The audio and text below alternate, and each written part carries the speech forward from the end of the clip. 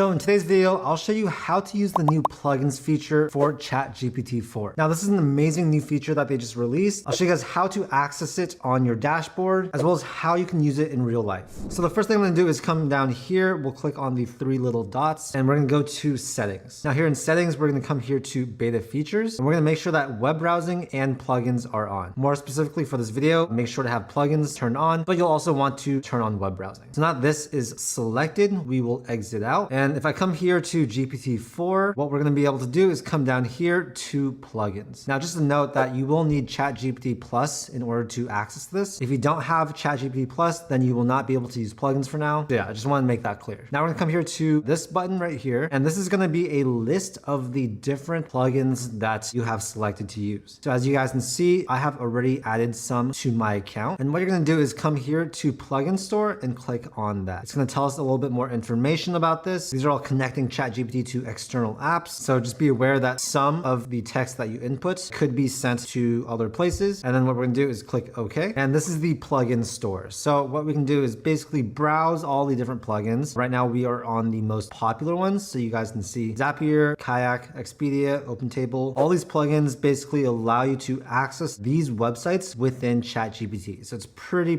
cool. As you guys can see, I selected Speak. This one allows you to learn how to say anything in another language with Speak, your AI-powered language tutor. Each of these is gonna have a short little description of what that plugin can do. But of course, it's not that descriptive. So if you want to really know how to use that plugin, I'll show you in just a minute how to do that. But we're gonna come here to new. So these are gonna be the new apps or new plugins. We can scroll through here, look through them. As you guys can see, there's a lot of popular websites and platforms on here. So I just encourage you guys, look through this. If there's anything that catches your eye that you think, hey, I can actually use that in real life, just install it. So currently I have these ones installed. I really like this one. There's an AI for that, which I'll show you guys how to use later on. Upskiller is also a pretty cool one that I will show you guys. It basically allows you to create custom curriculums for any topic or skill. And then this one's also cool, Video Insights. It allows you to basically interact with YouTube and other online video platforms. Okay, so I'm gonna exit out of this. And the cool thing about these plugins is that ChatGPT is going to know when to use each of these plugins. So you don't necessarily have to say, hey, use this specific plugin to do this. Sometimes if you ask it for certain things, it will know exactly which one to use. For example, let's type this out. So create a curriculum on how to learn how to skateboard. But if you really want it to use specific plugins, it's always easier just to,